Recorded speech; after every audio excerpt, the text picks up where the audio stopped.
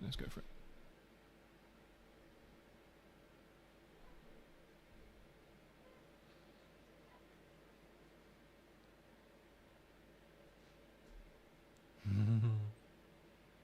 He's enjoying that. Yeah, enjoying your cuddles, aren't you? Welcome everyone to the Goblins live show, featuring today the very special guest Wifey. She's back. She's back. And we've got a little dog here with us today. And we've got an awesome show lined up for you today where we're going to talk about how riding can kill your iPhones if you own an iPhone, and about 125cc bikes and CBT kind of motorcycle size limits. You ready? Should we get into it? Let's do it. Let's roll the intro.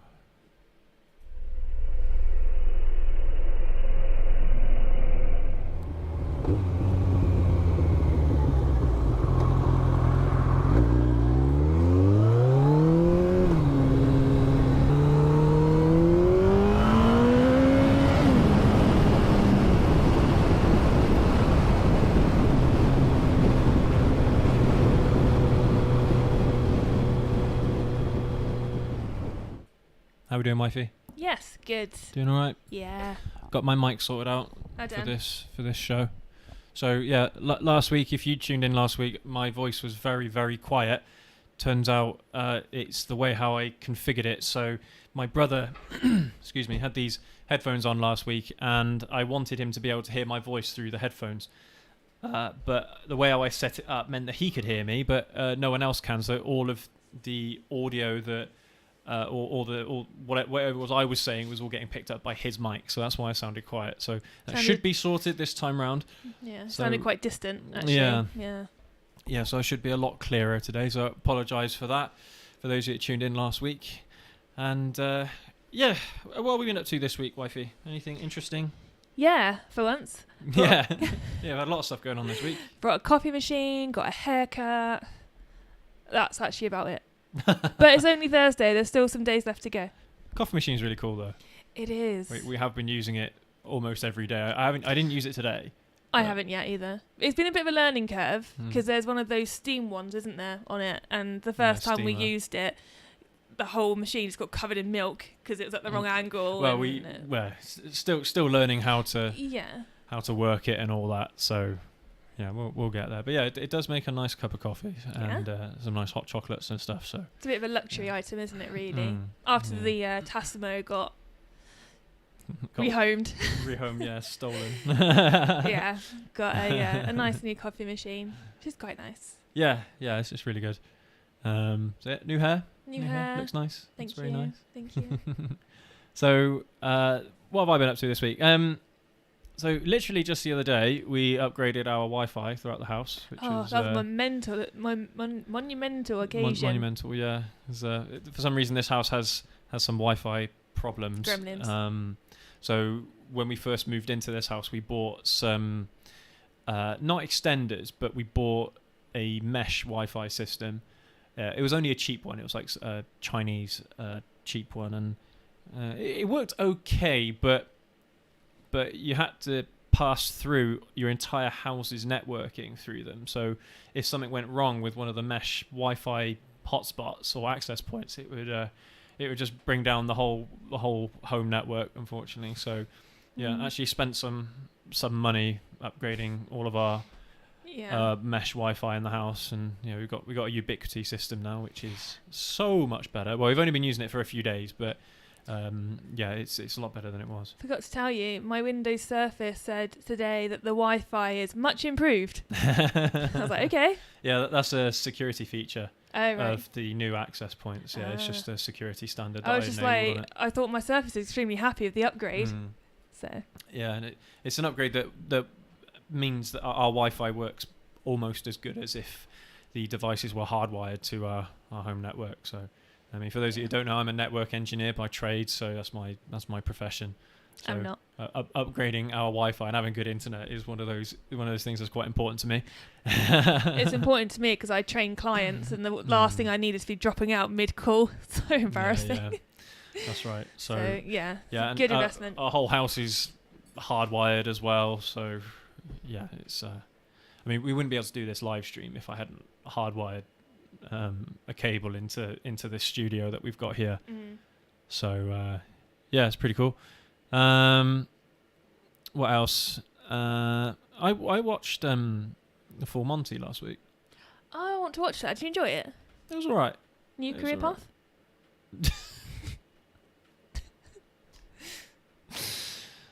No? Oh dear. That threw you off guard, I was didn't it? not expecting that whatsoever. No, not a new career path. There could be some viewers in the chat gonna be like, "Yay!" No, it's a comedy movie, and my mum and dad love that movie, so they've always recommended it to me. It was alright. It was okay. It wasn't like groundbreaking, but I enjoyed it. It was fun. Yeah, it was fun. I need to watch that. There are some funny scenes in there, and the cast is really good. So yeah, I'd recommend a watch for sure. And we've been watching Derek on the recommendation of one of our viewers. I can't remember if I said last week that I finished watching Afterlife. Yes, you did. Yeah. Did I? You said that season 3 wasn't as good for you as you. That's right. Yeah. So we moved on to Derek now, which is again like really serious. There's been a few episodes which have completely thrown me. Yeah. And at one point, I got a bit upset and I stopped eating dinner, didn't I? Because I just couldn't. Well, you're like crying almost every other episode. It's the old people. Yeah, they are very sweet. Thinking about it, I'm tearing up. Yeah, they are very sweet. Yeah. But yeah, really good. Any other recommendations, let us know. We finished Boba Fett, obviously, which was really good. I'm watching Disenchantment. It's not your sort of thing, is it? I like all that Matt Groening stuff. So. Yeah. Yeah, me and my brother are going out to watch Jackass, the new Jackass movie tonight. Not my type of thing. Jackass Forever, so that's gonna be fun. But I have booked you to take me to Jurassic World. Jurassic World. What? It's Jurassic World, isn't it? The new one that's coming out, the new dinosaur movie. Oh, I don't know, to be honest. I think it's Jurassic World. I haven't looked at it. Jurassic World 3. So yeah, no, I don't know anything about that one, unfortunately. But I'll let you take me. Yeah, that's fine. That could be misconstrued quite a lot, that statement. To the cinema to watch a film. Oh, your mind. Where are you today? Get out the gutter. Excuse me. I think we should swiftly move on. Yeah. You're like. So yeah, that's what we've been up to this week. Yeah, been a busy week. Spent lots of money. Expensive coffee machine, expensive Wi-Fi upgrade. But happy wife, so it's all worth it. Yeah, happy wife. Yeah, that's all that matters. Dokestar Gaming, good to see you around. Yep, he's enjoying this. The attention he's getting right now. How you doing? Doing all right? It's good to hear from you. Thank you for joining us today. If you stop scratching him, he doesn't like it, so he paws your hand to. I don't know where he's picked that up from. It's been a fairly newish thing, hasn't it? I was watching the Steve-O podcast the other day, and they always have a dog in the tour bus. But yeah, it's like, so their studio is like an RV kind of thing, and he travels around the States interviewing people. And yeah, they have a dog there, and his dog does the same thing. Yeah. So he's like there like that. And then you can just see the dog with his paw going like, keep going, don't stop. Your desk is so hairy right now. Yeah, I'm glad you guys can't see this, but yeah, he's a molting dog right now. Molting mode, isn't he? Yeah, cutie. Yeah. Alrighty. So today's show, shall we talk about iPhones first? Yes, and not your opinion of them, because we won't. This show will be way more than an hour long otherwise. So, so as the title of the thumbnail, the show, the thumbnail is, what is it? Phone. Writing kills iPhones? Yes. Question mark. Yes, because I've got this title in my head. So, read an article that basically says that motorbikes and iPhones do not mix very well, especially the 7 and 7 Plus versions upwards. These phones have the live photo feature, and what happens is that feature sits in the background constantly, even if you're not using the camera, and the vibrations from the bike actually disrupt the gyro of the camera, which makes the camera not usable. So it doesn't break the phone then, it just breaks the camera? It breaks, yeah. So basically, Right. but it makes one user said that it the vibrations of his endurance bike finished it off. It stopped being able to focus in poor light. The camera would buzz, and it couldn't stabilize. So even things as turn the phone like landscape the or whatever. accelerometer and stuff. Yeah, because that used the gyroscope. It didn't like it, and it was struggling. So, and that was an iPhone 11.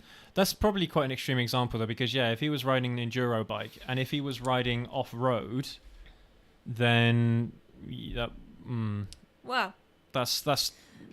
I don't know if I'd have put my another own case- phone through it, but I have sorry. another case study for you. A user went out on a BMW, one ride. That was it. That's all it took. Was that one ride, Nice. and the phone was finished. Now, you're going to enjoy this. Apple have released a statement, obviously taking all the blame. They've said, it is not recommended to attach your iPhone to motorcycles with high power or high volume engines due to the amplitude of the vibration certain frequency ranges that they generate. Attaching your iPhone to vehicles with small volume or electric engines such as mopeds and scooters may lead to comparatively lower amplitude vibrations, but if you do so, use a vibration dampening mount is recommended to lessen the risk of damage to your phone, its optical image stabilization and autofocus systems. However, the users in this case study had anti-vibration dampener cases, and it didn't work. The interesting side of this is that there's been no, and I mean absolutely zero, reports of this happening on Android. It just seems to be an iPhone thing. Now, there's a person who works solely on iPhones, and he's literally made his business repairing iPhones from motorcyclists who Really? basically that's his business. Damn.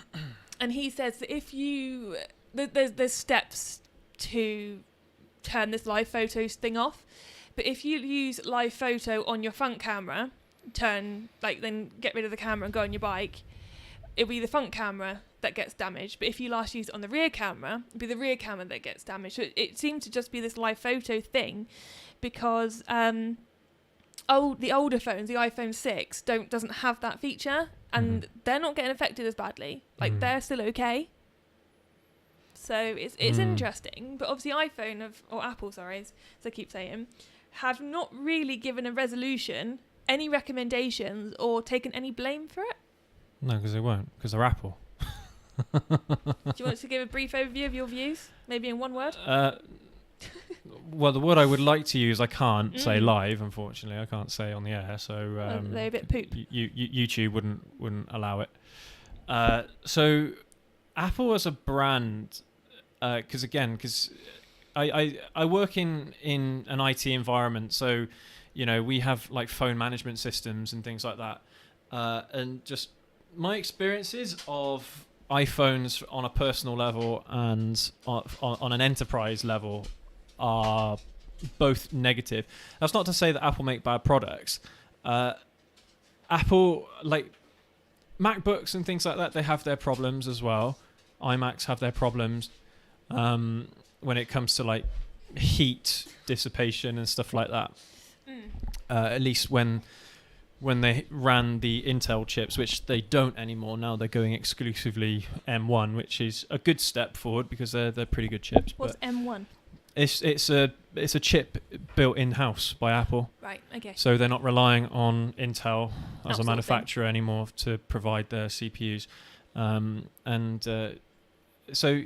Apple makes some decent products. Their company practices are very questionable, but iPhones in particular are just fashion items. They are just fashion items. They, even when you look at the press conferences that Apple make about the new iPhone that comes out or something like that, it's all just rubbish. They're not specific with anything that they say about the iPhone. Like they'll say, the iPhone 20 Max Pro thing is 20 times faster than other competing phones. Which ones are they? What metrics are you using there, Apple? It's just stupid things like that. But it's not just that either. That they're quite their business practices for repairability as well are poor, very, very poor. And also, they might have good hardware inside them, but the software that they use, the iOS software, restricts the device to such a point that I don't see a point in using iPhones for anything. Absolutely anything. You know, sharing files and things like that works really, really well between Apple devices. Doesn't work that great with anything else. But it's like you're saying, it's all very what's the word? Not gimmicky. No, it's oh bugger, I can't think of the word. Proprietary. Apple stuff is all proprietary. It's like the Lightning connector as well on the phone. Like, why are they still using that? That's an old-fashioned connector that they've been using for 10 years now. They don't need it. Why can't they just go to any other normal phone connector? But they are very stubborn. And the stupid thing is, they clearly have different departments between iPhones and like iPads, because guess what? iPads and iMacs and all that, and MacBooks, they all use the Type-C connector now for everything. But the iPhone, they're not changing that. But anyway, that's just a brief overview from me of why I dislike Apple as not just on a product level, just as a company. I disagree with their practices. I do think it's very interesting that they're saying, oh, okay, use a vibration dampening mount because your phone cannot cope without it. I mean, basically, the thing with this article is, even any smartphone that you have, regardless of the brand, they all have sensitive equipment, sensitive things built into the phones. Things like accelerometers, things like gyros, and I don't know, a load of other stuff that they put in modern phones nowadays.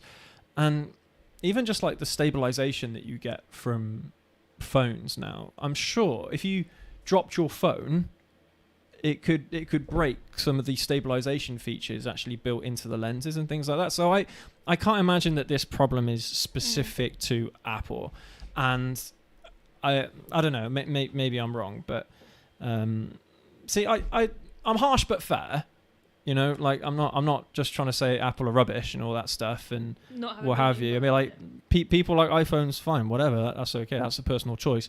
But I can't say for certain that would just affect iPhones, because I have no doubt that there are other features that other mobile phone manufacturers are also trying to implement that are similar to that. So it does say here, there doesn't appear to be such an issue for phones using the Android operating system and associated hardware.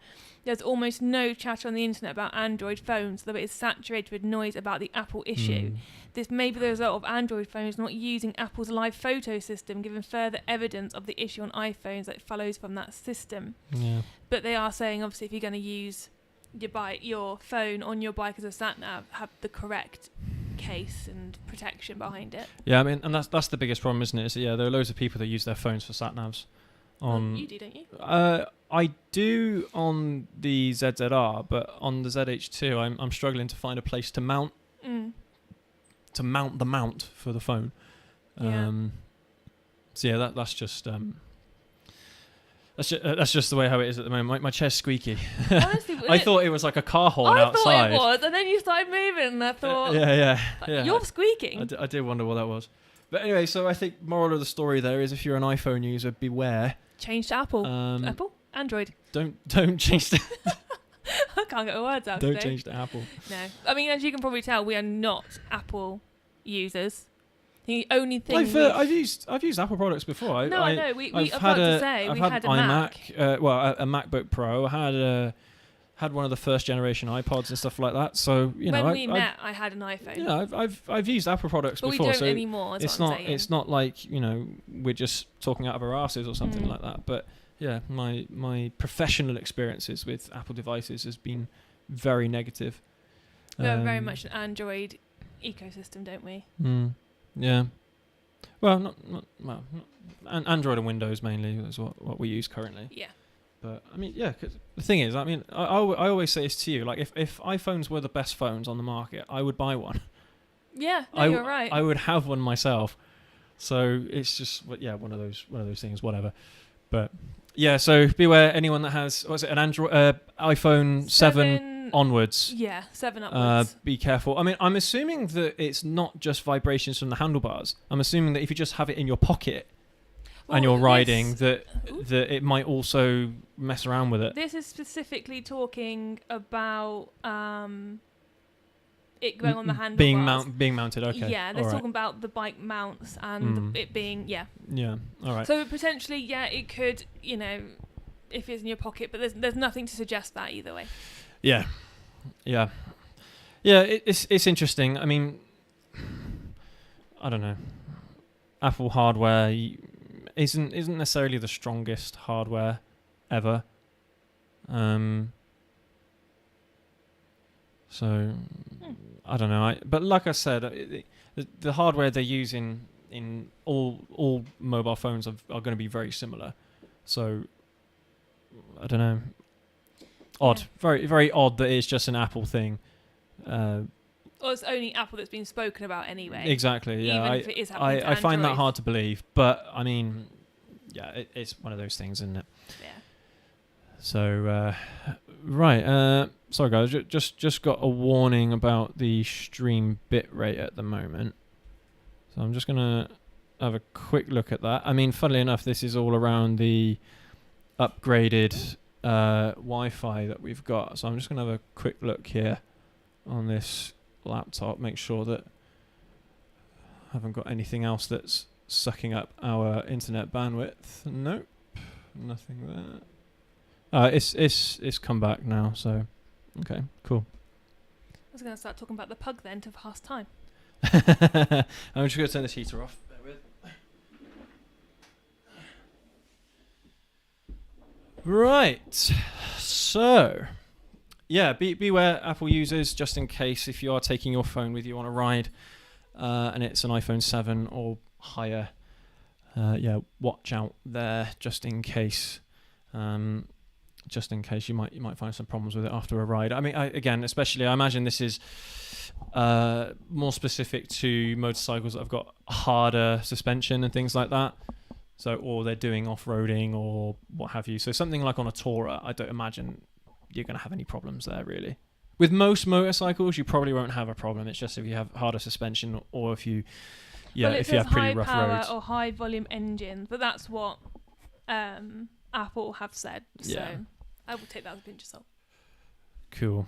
Awesome. All right, let's move on to the next topic of today's episode about 125cc motorcycles and whether or not that should be the CBT limit. So on Monday, I released a video about Chinese versus Japanese 125cc motorcycles and which one I recommend you should go for. So I'll just give you the rundown of that episode. Basically, Chinese bikes, they're cheap, which is good for younger riders and things like that. But you might have reliability problems, performance issues and things like that with a Chinese 125 over a Japanese 125, mainly because of manufacturing standards and things like that.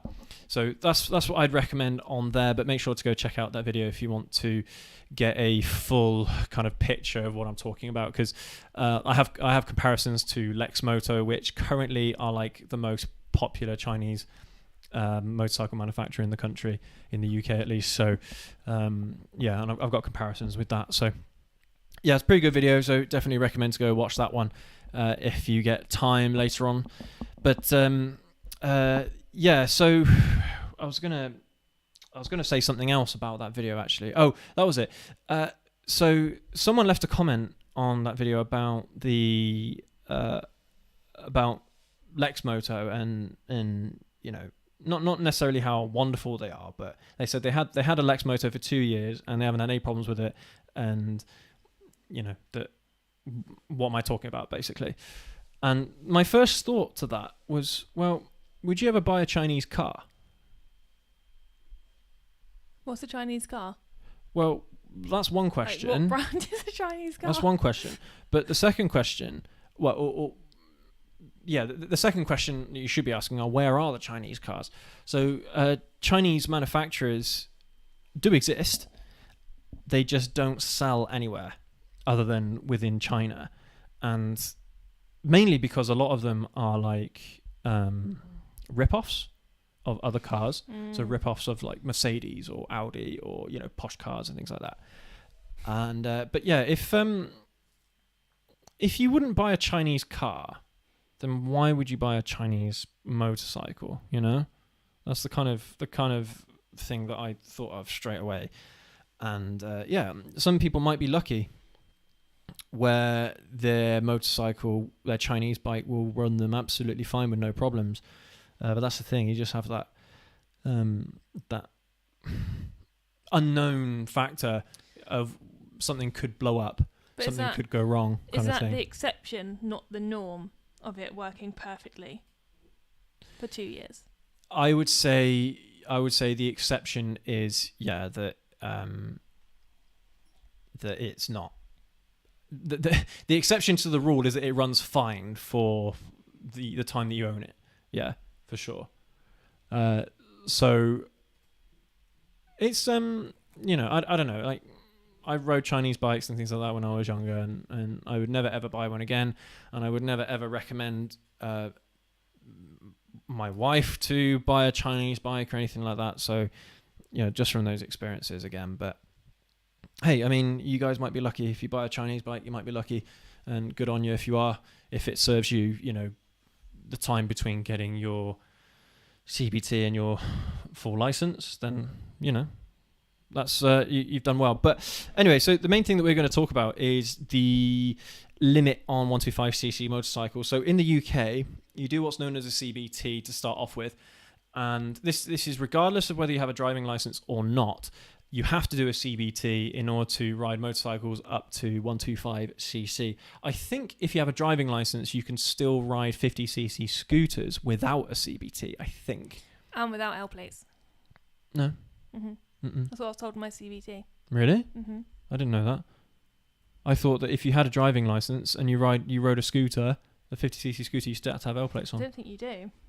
I'm sure that's how it is. But anyway, but you still have to do a CBT to get up to a 125cc motorcycle. And so when you look at other YouTube channels and you look at what they say about beginner bikes and stuff like that, so obviously the UK government think that a 125cc should be the maximum capacity motorcycle that a beginner rider should have. But then you go to other countries and you look at the systems they have there.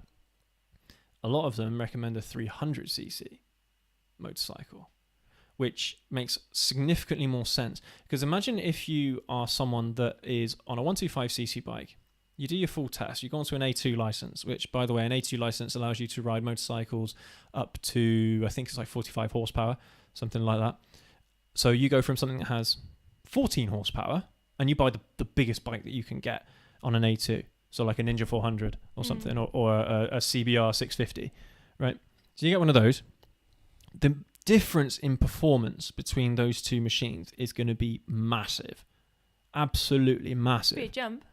A huge jump, absolutely huge jump. And for an inexperienced rider, someone who's been riding maybe, I don't know, 2 years. I mean, because of course you get your CBT when you're 17, 16. And then when you're 17, 18, you can do your test. So imagine getting your test done when you're 17 or 18, and you go from a 125 all the way up to a Ninja 400 or a CBR 650R, something like that. That massive performance jump from an inexperienced standpoint might be too much. You know, absolutely just... the worlds apart, the performance of these machines, absolutely... I mean, imagine the... okay, so my old ER6 was significantly more powerful than an A2 motorcycle by about 30 horsepower or so. But imagine that kind of experience, that kind of bike, and you're like in your position where you've been riding for, I don't know, like a year and a bit or something like that. And imagine what that would feel like, the difference between the two, if you can. It's been a while since you went on the back of the ER6, wasn't it? It's been a few years, yeah. Yeah, it's been a few years, so maybe you can't remember, but that difference is pretty big, going from, like I did, a 125cc to the ER6. That was a pretty big jump as well. But then again, though, I'd been riding for 4 years on my 125, but no, might be 3 years. 3 years on a 125. So it's one of those things where the younger you are, well, it's not necessarily about your age, but you know what I mean? You're on a 125, you want the maximum amount of power, so you're pulling that throttle back as much as you can. You can't do that on a bigger bike whatsoever. You can't do that on like a Ninja 400. You can't do that on a 650, because if you do that, you're just going to crash. Oh, woke up the dog. Sorry, pug. Sorry, sweetheart. So yeah, it's a big jump. And my argument is you're always going to have morons on motorcycles anyway. You're always going to have idiots on bikes. So why not up the limit to 300? If you up the limit to 300, it gives people an opportunity to experience usable power. Power that isn't like mad, but at the same time, power that breaks people in better to a bigger motorcycle than, say, jumping from a 125. Imagine jumping from like a 50cc scooter to a full-on, 650 or 400, something like that, because you can do that, because you can do your CBT on a scooter. So imagine doing that, and it's even bigger gap in performance and experience, things like that. So it's one of those things where, do you want people to get a little bit older before they start riding bigger bikes, like really big bikes, or do you want people when they're younger to experience a slightly bigger bike than what the limit is at the moment, and let them experience that for a bit, and because it's more usable experience? Do you want them doing that before then going onto a bigger bike? I don't know. That's the way I feel about it. Like, imagine you, instead of having a Ninja 125, you had a Ninja 300. They don't make those anymore. Just like an example. As an example, you've had a Ninja 300, or if you had an R3 from Yamaha or something like that. Would you prefer that over the 125 that you've got at the moment? I think so. I certainly would. I think this is the thing. You could do it one of two ways. You could either do it the way you're proposing, of just up to 300 is what you can do, or they could do it based on age. So if you're, say, 20 and over, you can ride up to 300, but if you're 17 to 20, you stay on a 125, and then maybe stagger it that way, the way that the motorcycle tests are staggered. So if I did mine now, I could ride a bike of any size. Yeah, you see, I don't like the way how they have it for younger people. The way how they've got the 17 barrier, the 18 barrier, and then 21 barrier. Then it's the 24 barrier or 25 barrier, isn't it? And then 17 for a CBT, and an A2 all the way up until you're 21. No. Oh gosh, I can't remember. I can't remember, but it's like you can't go onto a full motorcycle license until you're like 24 or 25. They won't let you. You have to be on A2 the whole time. I don't like that. I don't like that, because again, it stifles your progression. It stifles your experience. Imagine how many people have to stay on a Ninja 400 or because it goes the same way the other way around as well. So the more experience you get, you want to have that more powerful bike. You want to have that better experience. But if you're forced to stay on a 300 for 3-4 years, something like that, you might even lose interest. So if you're 24 and you do a direct access route, so CBT theory practical, it's any size bike, yeah. But, and that's the thing, you want to get into this stuff as early as you can, because by the time you hit 25, 30 years old, you're not going to want to do it anymore. 24, 19, 17, 16, that's the gaps. So 19, 16, okay, so 16 for CBT, 19 for A2. So 16 is CBT, theory test, practical test, minimum age. It does say, but then you're allowed to have mopeds at that point. Because there's a bunch of quadricycles and things like that are listed here as well. Yeah. But 17, a CBT, light motorcycle up to 11 kilowatts. Yeah. And 125cc. Mm-hmm. That's 17. And then after that... Can you not get an A2 then at 17? Not until you're 19. You're kidding? No, so when you turn 19, you can do a standard motorcycle up to 35 kilowatts. Wow. Bike must not be derived from a vehicle more than twice its power. I didn't know that. This might be updated. I thought you could get an A2 license from when you're 17. Like you can with a car, you can get your full driving license with a car, but you can't even get an A2 license when you're 17. And then it goes on to A, which is unrestricted. Which is full. Yeah, that's insane. Yeah. Wow, I didn't know that.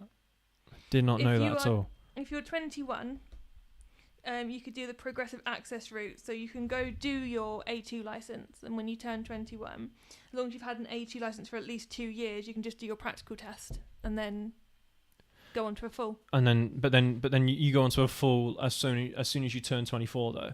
No. So you can either do the direct access route, which is CBT theory and practical, or if you are 21 and you've had an A2 for 2 years, you can then do the progressive access route. So you do it like in stages.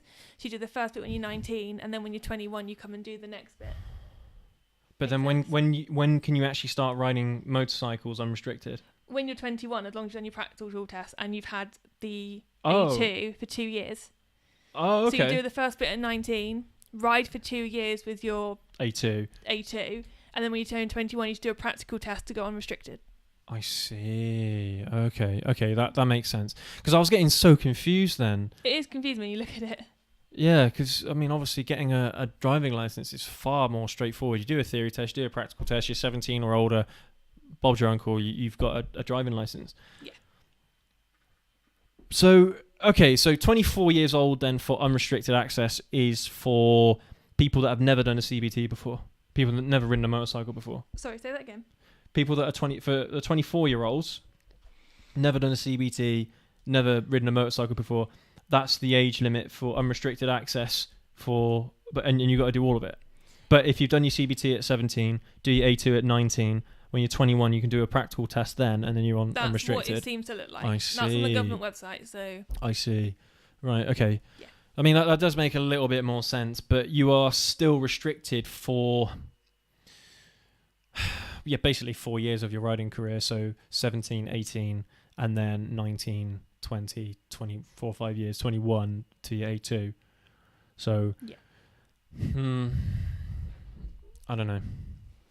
So it breaks you in slowly, but every 2 years you'd be tempted to get a new bike. Because the way it worked before was you did your full test when you were 17.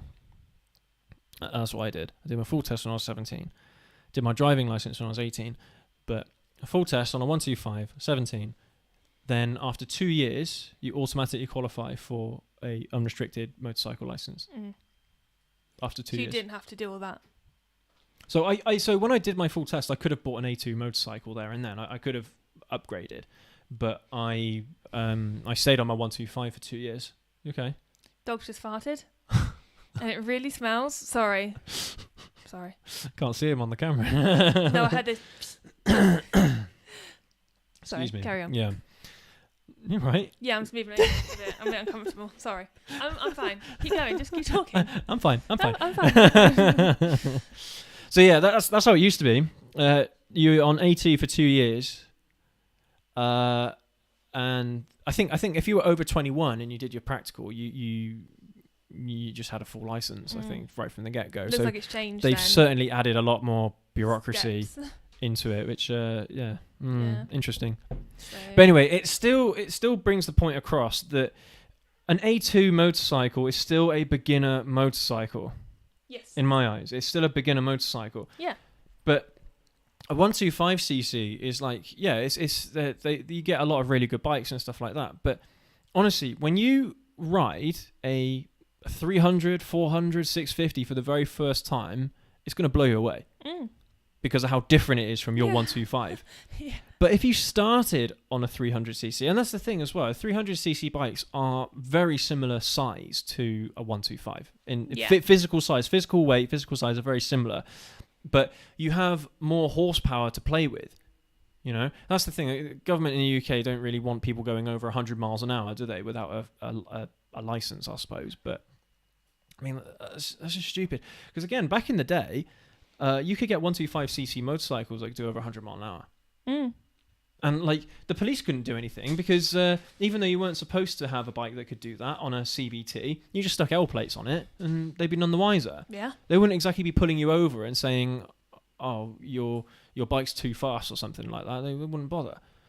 And because it had L plates and because it was 125cc, it didn't matter. Obviously, all that's phased out now, and manufacturers are doing 125cc bikes specifically for CBT riders and motorcycles for A2 license holders. But 125cc is a pointless displacement. Pointless. Yeah. They don't need it. They don't need it. 250 minimum. 250cc minimum, I would say. And it's one of those things where, like I was saying, you're always going to get idiots on bikes. So even if you have a 125cc bike, you're going to have idiots on that. They're going to try going too fast, things like that. You're going to have those same people going on 300cc bikes anyway. So it doesn't matter. Like you look at other countries like the States and things, where 300cc bikes are like the standard beginner bikes. And it's like, yeah, good, because it means that people get an opportunity to experience usable horsepower, not crazy horsepower. And these bikes can only do like 112 mile an hour, so they're not like really fast, but they are better. What's the word that I'm trying to find here? They're better representation of what a motorcycle really is, because then as soon as you get anything bigger than that, they're worlds apart. Worlds apart. Between 125cc and 300cc, worlds apart. Between 300cc and a 600cc, massive worlds apart. Between 600cc to 1 litres, massive worlds apart. And but if you start on a 300cc bike, in my opinion, in my naive, in my opinion, 300cc bikes, or at least A2 motorcycles, can give riders that extra little bit of experience of what it feels like to ride a bigger bike, which is what you need before getting on a bigger bike, really. Like when I think to myself now, back when I first got my full license, maybe I should have gone onto an A2 motorcycle rather than staying on my 125 and then doing that big jump. I mean, the only reason why I'm saying this is because of that big jump that I had from a 125 to a 650, and like 650 isn't again, it's all right. People in the States, again, they'll say that a 650 motorcycle is a beginner motorcycle, and in a lot of ways, you can kind of see where they're coming from, because they're physically bigger, but they're at the same time they're not like really fast. Yeah, they're not really powerful. They're only going to get you killed if you're stupid with them. But isn't that the same with all motorcycles? Most things, yeah. Most things in general. That's what I mean. So there's kind of no point in adding these bureaucratic boundaries between motorcycles. All you're going to do is kill the riding industry. You're going to kill the motorcycle industry. You're going to kill people's enthusiasm for riding. The more bureaucracy you add into things, the more bullshit you add into things, the harder it becomes for people to get involved in the hobby to begin with, the less motivated they are to get into it. Yeah, I was about to say, unless they want to. Yeah, and this has been going on for 40 years now, where they've been progressively adding in more and more stuff that people need to do, or they need to be a certain age to do this, that, and the other. It doesn't make any sense. I do agree with the whole thing about regulating the size of a particular engine for a certain age group. I do agree with that. Yeah. But I don't agree with the way how they've done it in like a 125cc sense. There's no point. They shouldn't do that. They should have a usable engine that a beginner rider can experience some horsepower. They can experience what it's really like to ride a motorcycle. And a 300cc motorcycle is a proper bike. It's not a baby bike. It's a proper motorcycle. You can use that for a lot of riding. You can use it on cross country. You can use them on motorways. You can use it for everything. Their 300s are really good, but that should be the bottom. Yeah, 300cc should be the bottom of the pile, not 125. 125 is silly. It's stupid. But again, you will get some people on the other side of the fence that will say, well, yeah, but if you have people that can only do 70 miles an hour, they haven't got a lot of horsepower, so they can't be. It limits their stupidity per se. Then you're not going to get so many deaths on the roads, and because you're more likely to survive a crash if you're going at a slower speed and things like that. Right? Fine. Okay, I get you, but you're still going to have those accidents because people are inexperienced. You're probably going to have the same amount of accidents, the same amount of everything. Crashes, deaths, accidents on the roads, you're probably still going to have the same number if people are riding 125s or if they're riding 300s Yeah. on CBTs, because they're inexperienced. That's all it comes down to, is simply inexperience. It's simple inexperience. Something ridiculous, like a large percentage of motorcycle accidents or motorcycle deaths in the UK are riders within the first 2 years of riding. Mm-hmm. Yeah, that's not going to change. That's not going to change anything. No, it's not. But, you know, like, you can get a full driving license when you're 17 in the UK, and I can go out and buy myself a Lambo if I wanted to. It's mad, isn't it? Doesn't Like, really make where's sense. the logic? You have this thing on motorcycles, but you don't have this with cars. You know, you can be really stupid and get yourself killed in a Lambo when you're 17, as you can do on a 125cc when you're 17 as well. I don't know. Again, it kind of comes down to this whole taboo thing, doesn't it, about motorcycles. And I wonder how many government officials, how many MPs are actually riders themselves. I wouldn't imagine a lot. No, I wouldn't imagine so. They love riding their bicycles around London. Oh, yeah. They love riding their bicycles, but they don't seem to like motorcyclists because it's a bad look for UK roads, isn't it? On the deaths, doesn't matter. There's still significantly more deaths on the road from drivers than there are motorcyclists. The difference, the reason why it's a problem for motorcycles is because of the percentage of motorcycle-related deaths on the road compared to cars. But you wait, you know those electric scooters that are massive in the UK at the moment? They'll change the rules around those as well soon. You'll need a license or a provisional or something to use those. I don't know. I mean, that's the other stupid thing, isn't it? That they allow people to rent electric scooters from the councils, but they don't allow you to buy your own. You're not allowed to have your own. That's illegal. Buying your own, having your own e-scooter is illegal. You have to rent them from the council. Like, come on, man. Make your minds up. Are you going to allow us to ride these things on the roads or not? By the way, we actually have an e-scooter, and I've ridden it in front of police and all sorts, and they couldn't give a damn. We had it way before they started being readily available, didn't they, as well? Like we got ours, 4 years ago now? Something like that. Because you have your electric unicycle as well, don't you? So we used to go out, me on the scooter, you on that, and people used to just be like more interested than say anything.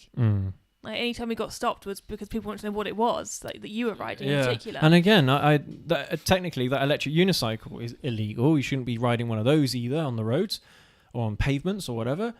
But how can the police enforce this? They won't. But you've had that for about 6 years. Yeah. 7 years. I've had it for a while now. Time. I made good use of it. Yeah, but yeah, I don't know. It's one of those things that I understand kind of why they want 125cc to be like the maximum, but at the same time, it doesn't need to be. No. Stupid people are going to be stupid anyway, regardless of what they ride or drive. I think if you gave people the choice and said you can ride up to a 300, you can have a 125 or a 250, then as well, some people might be like, well, I'll just stick to a 125 or I'll go to a 250, but it gives the chance for people to say, actually, I'm going to go for a 300. And that's the thing. It's not, when you think about it, it's not that big of a difference between a 125 and a 300. It's not that big of a difference in terms of, like I said earlier, in terms of the size, the weight and stuff like that. The only literal difference is the usable horsepower you've got. Again, it's not stupid amounts of horsepower. It's not like, you're getting a beginner on a I don't know, a Gixxer 1 litre or something. It's not like that. You're still limited in the amount of power you can produce on one of these little bikes, because that's how they're designed. They're not designed to be super powerful bikes to begin with. As well, if you've got your driving license as well, so you're already road aware. Like you're road savvy, then I think that there should be some credence to that and some. I don't know. It's like a driving license counts for nothing for motorcycles either. It's mad, in the UK. It It counts for absolutely nothing. So that doesn't make any sense. You have to do 2 theory tests if you want to get your full motorcycle license or your full driving license. You have to do 2 theory tests, and guess what? They're basically the same. The only difference is maybe 3 questions that are specifically motorcycle related. That's it for a theory test. It's ridiculous. It's absolutely ridiculous. Again, it's all bureaucracy. It's all just nonsense that they don't need to do. But even the process to get your license is ridiculous. I'm sorry, but it is. Why couldn't it be more like driving lessons where you have you have an instructor and you go out once a week for an hour for X amount of time. Well, I suppose that is one big difference. Is most of the time, I don't know anyone that ever got their motorcycle license by doing hourly rides once a week or twice a week, 3 times a week or whatever with their motorcycle instructor, because it's not that. It's not a done thing. It's not that efficient. If you're doing a motorcycle license, if you're doing motorcycle license training, you're a motorcycle instructor. You take everyone out in groups. Yeah. So, it wouldn't work. No. Doing it like an hour a week or whatever, or 2 hours a week, like you do with a car, wouldn't work with motorcycles. Wouldn't work. I mean, that all motorcycle tests are basically, or motorcycle training rather, is intensive. All of it. It's all done over like 10 days, 5 days, 3 days. It's all like that. That's the way it's always been done. But yeah, I don't know. It's an odd one. Dope Style Gaming, I'll read out your message. So, it's sensible to keep young people on 125cc engines for those that don't actually ride or understand motorcycles, I suppose. Yeah, I get what you mean. So, that's a tough one, because if you get someone that's like they don't actually intend to do their full test. They only ever want to be on a CBT, and you're letting them ride 300cc bikes, then I suppose from that standpoint it might not work so well. But at the same time, you could leave CBT for up to 125cc riders, but you could have a separate CBT of some kind for up to 300cc, and you can choose which one you want to do. Like if you intend on riding things bigger than a 300cc, you could have a not like a license structure, but like a course that you could do that would allow you to ride up. I don't know. Again, that's adding more bureaucracy, I suppose, isn't it? Yeah. Yeah. It's a tough one, but I mean, I really do like the way how they've got it out in the US. I really do. So in the United States, they do an MSF course, which is I can't remember over how many days it is or what have you, but basically once you've done that, you get a full motorcycle license after that, and it's really straightforward. No, hardly any bureaucratic practice whatsoever, and it allows you to ride any size motorcycle. I like that, but I only like that from the opinion or from the position of a sensible person that understands that these machines are, kind of fast and they're powerful, and you get yourself killed on them and things like that. So I can understand. I appreciate it from that standpoint, but from the standpoint of someone that is a bit of a dum-dum that isn't responsible on a motorcycle and things like that, then it kind of makes sense to not allow those people to have such an easy route into motorcycles. It's really tough.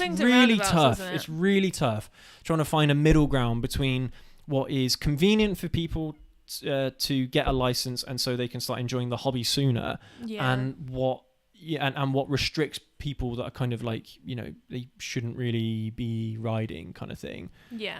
What restricts those kinds of people. It's really tough to say, but at the moment, the way how it is currently, I don't like it. And I mean, I'm just imagining myself being a 17-year-old again, and I'm like, got my CBT, got my 125cc bike, really happy, and then 2 years go by, and like I can't get a new bike, I can't get a bigger bike yet. I've got to wait till I've done my practical test, so A2 in 4 years, and then. Yeah, fine. I can ride a bigger bike then. Yeah, great. I can ride a bigger bike. But then I've got to take another test when I'm 21 years old to ride even bigger bikes. You've got to do 4 years. You've got to wait basically to get to the end goal. So, more than that. So if you do so from 17 to 19, you have a 125cc for 2 years. Yeah. Now, how many people have a motorcycle over 2 years, say? I mean, I suppose on a 125, because they're relatively cheap, I suppose paying it off in 2 years is doable. But on a 300cc bike, they get a little bit more expensive. And so you might be looking to take out a payment plan or something like that over 4 years, maybe even longer than that, depending on how much you can afford to pay per month and how much deposit you can get. So then at that point, you're kind of thinking, well, I might be able to get a bigger bike when I'm 21, but I won't be able to because I'm still paying off the other bike I got. Yeah. When I was 19. Yeah, you're not wrong. So again, you're kind of restricting yourself because you physically can't buy another motorcycle even if you wanted to. Affordability comes into it then, doesn't it? It's just like I don't know. You're stifling people's interest, but yeah, I don't know. It's tough. It's really tough. I always prefer just the simpler ways of doing things, where it's less difficult and because what we're trying to do here is get more people riding, and whenever we see something that stops more people from getting into riding motorcycles, I don't like it. Because this is a fantastic hobby and we should be encouraging people to go ahead and do their riding license and things like that, just to be a part of this wonderful community that we've got. But then you're kind of stopped by stupid barriers and things like that don't need to be there. It becomes counterproductive then, doesn't it, really? Yeah. I think if it would be nice if you did your A2 when you're 19, like the law says currently, but then you don't have to do another test when you're 21. Yeah, I think you can just move on. I think if you automatically qualify after you're 21 years old to a full motorcycle license, unrestricted, I think that would be okay. But not you have to do another test. Yeah. Another test. How much money are you spending doing these tests? Yeah, they're not cheap. The TBT is £180 roughly.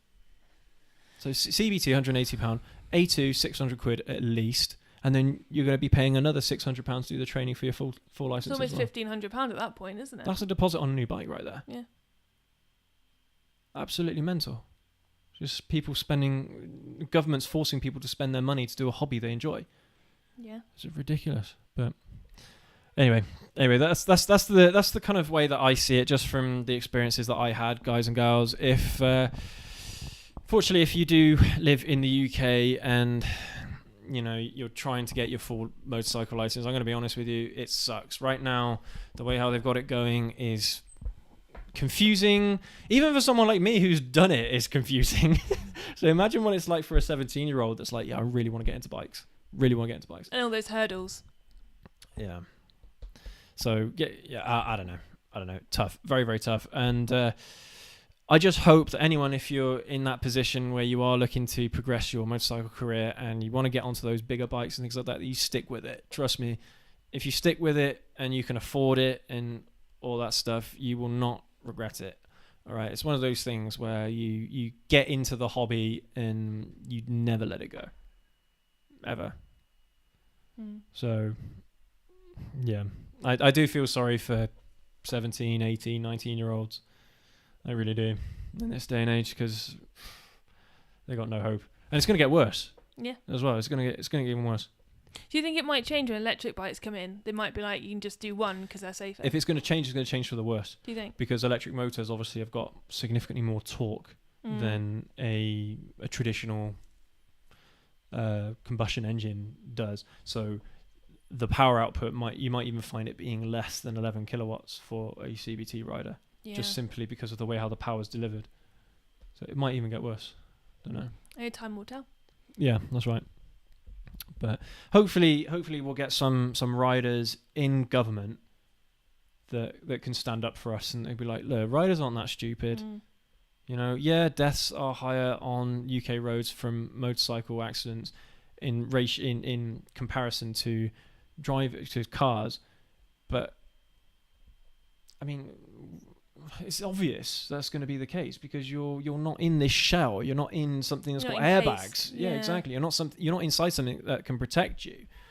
So it's like it's going to happen anyway, regardless of what kind of motorcycle you ride. You're always carrying that risk that you're going to fall off and you're going to take damage. And, yeah, you rear end someone in a car. Well, your airbags go off. You're probably going to be all right. You rear end someone on a motorcycle, you're going to go flying over the handlebars. Land in a bush somewhere on the side of the road. So it's obvious. It's obvious. I see. But I don't know. Maybe I'm just talking up my arse again. Who knows?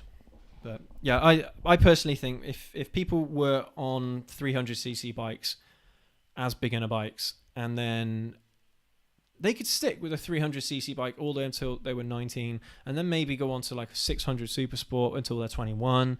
even if they did it like that, I would agree with that, you Yeah. know. But I don't know. You think these people know what they're doing in government, don't you? When they don't, they're just killing motorcycle sales and killing the hobby. So When have they ever given us the impression they know what they're doing? that's a good point. Very good point.